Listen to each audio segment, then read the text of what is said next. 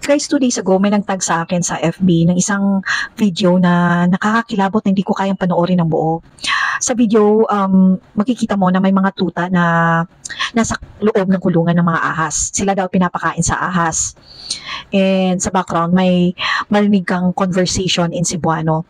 According dun sa post, itong video na ito ay shinare daw sa FB story ng isang taga Lapu-Lapu City, Cebu, na ang pangalan ay si Emma Pipito.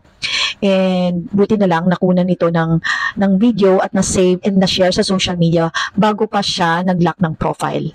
May nag-comment dun sa post na matagal na raw na ginagawa ito ni Emma. Naghahanap siya ng mga tuta.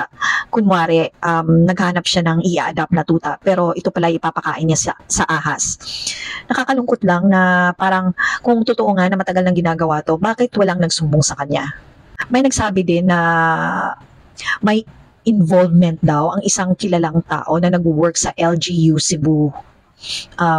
Actually sa Carmen Cebu.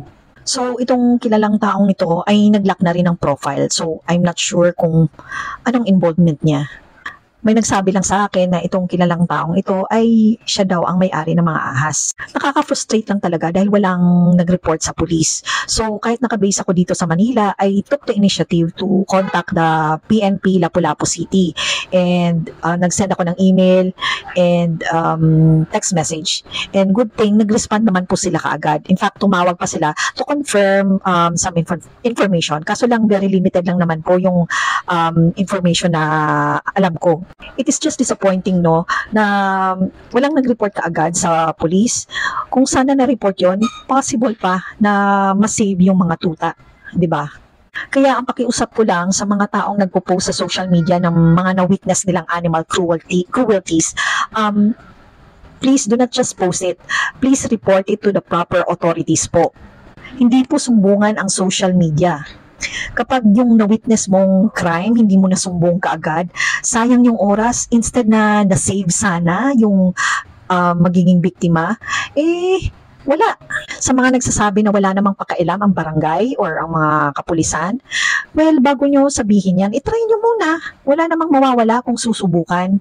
Kasi guys, this is a fight between good and evil. Fight nga kailangan lumaban. Nag-give up na tayo kaagad, hindi man lang lumaban. Just a side note lang, no, I found out through Google search na may animal welfare desk sa PNP Cebu. Ito ay initiative ng Department of Veterinary Medicine and Fisheries. Ang animal welfare desk na to were placed in 14 police stations and substations under the Cebu City Police Office to ensure that cases of animal abuse will be given priority. I really hope na maging ganito din sa ibang region ng Pilipinas, ano? Kailangan natin to kasi kailangan ng takbuhan ng animal welfare issues. Kasi karamihan sa mga tao, hindi nila alam kung saan pupunta at saan, kanino sila magsumbong. Nagtatag sila, nag-share sa social media, more or less, hindi naman mapapansin yun. Naging viral lang, pero walang nagre-rescue. Kung may nag-rescue man, that is very fortunate na lang talaga na nakita ng maybe yung authorities or yung organization.